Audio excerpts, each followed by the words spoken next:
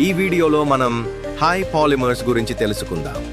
ముఖ్యంగా పాలిమరైజేషన్ అంటే ఏమిటి, దాని మెకానిజమ్స్ మరియు ప్రాపర్టీస్ గురించి వివరంగా చూడబోతున్నాం.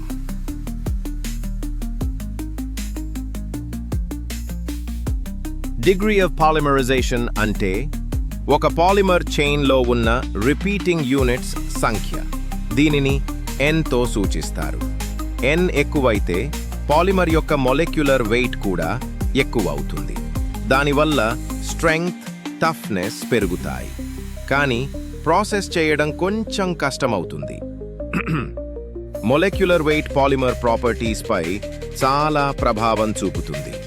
హై మొలెక్యులర్ వెయిట్ ఉన్న పాలిమర్స్ ఎక్కువ స్ట్రెంగ్త్, ఎక్కువ డ్యూరబిలిటీ ఇస్తాయి. కానీ అవి విస్కస్గా ఉంటాయి, అంటే ఫ్లో అవ్వడం కష్టం. Chain growth polymerisation.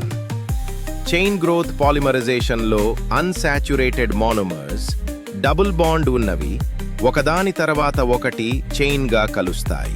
ఈ ప్రాసెస్ చాలా ఫాస్ట్గా జరుగుతుంది. ఇందులో బై ప్రోడక్ట్స్ ఉండవు. Step growth polymerization. Step growth పాలిమరైజేషన్లో ఫంక్షనల్ గ్రూప్స్ ఉన్న monomers OH, COOH slowly react అవుతూ పెద్ద పాలిమర్గా మారుతాయి.